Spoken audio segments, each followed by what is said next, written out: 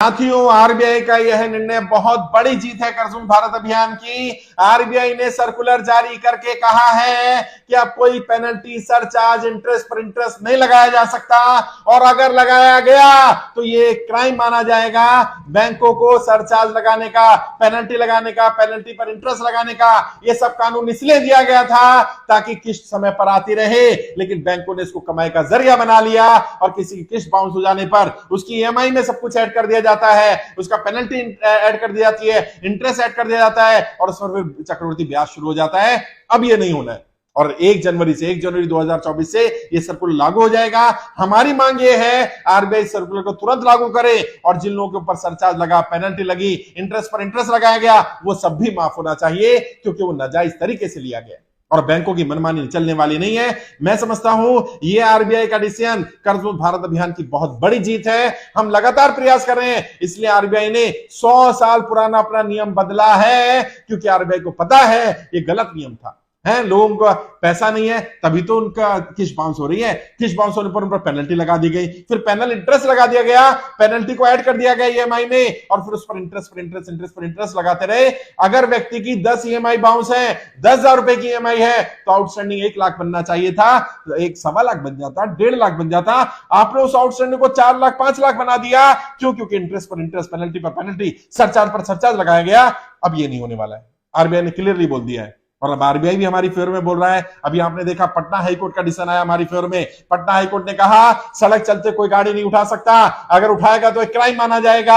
अभी जयपुर कोर्ट का निर्णय आ गया कि आर्बिट्रेटर रखना होगा, मीडिएशन करनी होगी, मीडिएटर रखना होगा, तो कर्जदार की सहमति से रखना होगा। बैंक अपनी मर्जी से किसी को भी आर्बिट्रेटर अपॉइंट नहीं कर सकते, किसी को भी मीडिएशन के लिए नहीं रख सकते, और जिसे भी रखा जाएगा पहले उसकी जानकारी कर्जदार को दी जाएगी, कर्जदार से सहमति ली जाएगी। आहिस्ता आहिस्ता कर्ज मुक्त भारत अभियान के मिशन काम कर रहा है, और हमारी जो मांगे थी वो सरकार आरबीआई के माध्यम से सुननी शुरू कर दी है, कुछ मांगों पर काम करना शुरू कर दिया। लेकिन हमारी जो मेन मांग है, मुख्य मांग है, हम आरबीआई से अपील कर रहे हैं, मैं आपके माध्यम से आरबीआई से अपील कर रहा हूं, और उसको ज्यादा ज्यादा शेयर करिए। आरबीआई के अधिकारियों को, कर्मचारियों को जानकारी पहुंचनी चाहिए।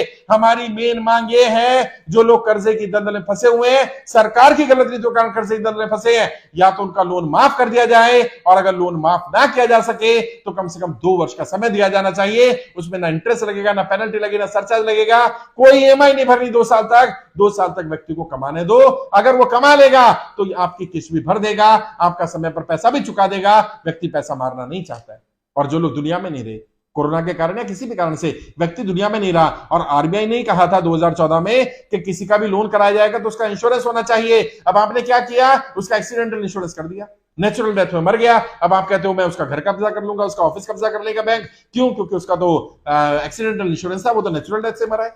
ऐसी नाइंसाफी नहीं होनी चाहिए। व्यक्ति दुनिया में नहीं रहा ना, चाहे इस कारण से रहा या उस कारण से रहा। मैं आपसे पूछना चाहता हूं, अगर कोई व्यक्ति दुनिया में नहीं रहा और उसके छोटे छोटे बच्चे, कमाई का कोई साधन नहीं है, क्या ऐसे बच्चों को घर से निकाल दिया जाए? ऐसे बच्चे जिनके सर से पिता का साया चला गया, क्या उनके सर से छत भी छीन ली जाए? क्या ये इंसाफी है? क्या ये नाइंसाफी नहीं है? आप बताइए। और अगर आपको लगता है ये नाइंसाफी है तो आरबीआई को तुरंत इस पर निर्णय लेना चाहिए। आरबीआई के अधिकारी ये बात सुने कि ऐसे लोगों का तुरंत लोन माफ होना चाहिए, इसमें उनकी गलती नहीं है।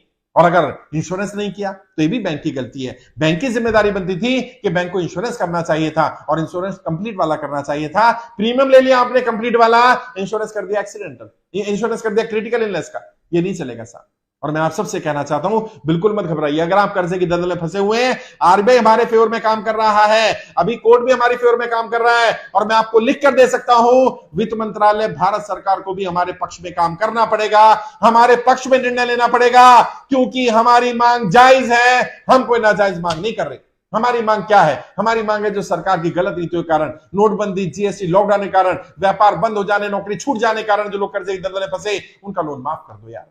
बड़े बड़े उद्योगपतियों को राहत दी जाती है, लाखों करोड़ों रुपया लोग लेकर भाग जाते हैं, उनका लोन अंडरराइट कर जाता है, राइट ऑफ कर जाता है, अलग अलग माध्यम से उनको लीन पीरियड दे दिया जाता है, उनकी मदद की जाती है। आम जनता, आम व्यापारी की भी मदद कर दो। व्यापारी बहुत परेशान है, और लोग कर्जे कारण सच में बहुत परेशान है। अभी 8,10,000 ज्यादा लोग कर्जा मुक्ति अभियान में जुड़ चुके हैं। लोग बता रहे हैं स्थिति बहुत खराब है, वो अपना घर चलाएं, कैसे कैसे जिंदा रह रहे हैं, और बैंक उन्हें प्रताड़ित कर रहा है, रिकवरी वाले प्रताड़ित कर रहे हैं। अब ये बदमाशी नहीं चलेगी बैंकों की।